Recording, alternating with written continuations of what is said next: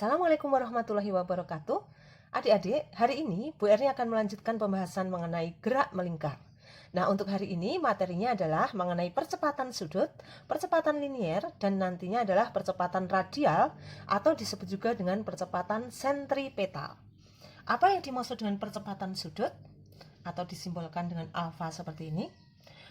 Percepatan sudut adalah perubahan kecepatan sudut tiap satu satuan waktu. Nah, kecepatan sudut kemarin disimbolkan seperti ini ya. Maka percepatan sudutnya adalah perubahan kecepatan sudut per satu satuan waktu. Nah, sedangkan percepatan linier atau percepatan tangensial merupakan perubahan kecepatan linier tiap satu satuan waktu. Simbolnya adalah AT seperti ini. Maka AT atau percepatan tangensial adalah perubahan kecepatan linier atau delta V per delta T.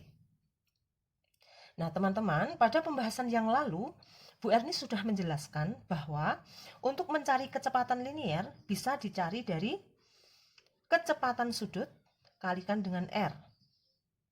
Nah, sehingga delta V ini bisa dicari dari perubahan kecepatan sudut kalikan dengan R per delta T.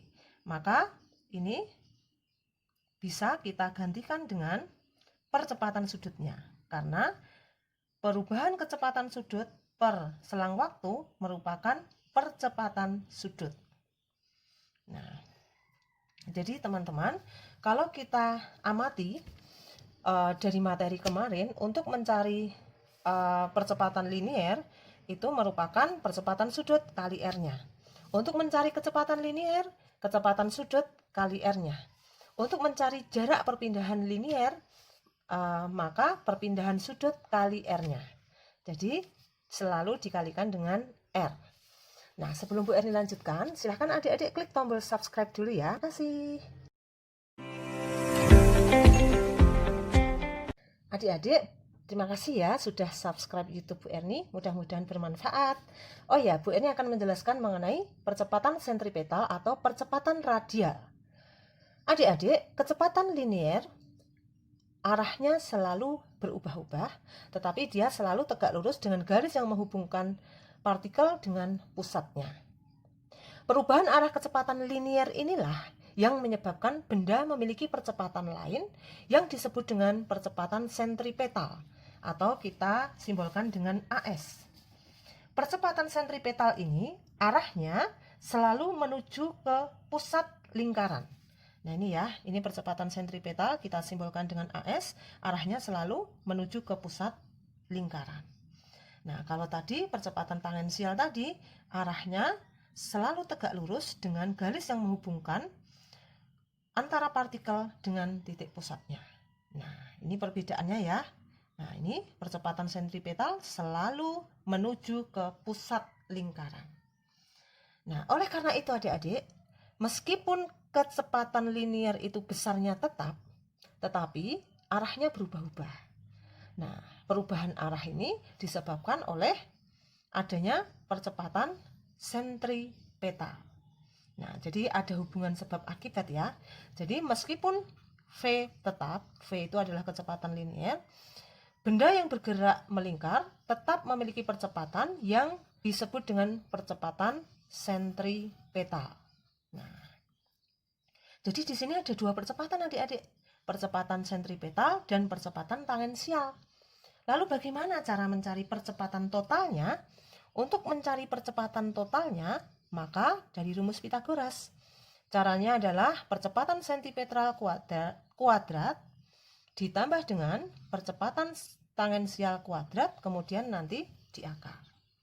Nah, oh ya, tadi Bu Erni belum menjelaskan ya, bagaimana rumus mencari percepatan sentripetal.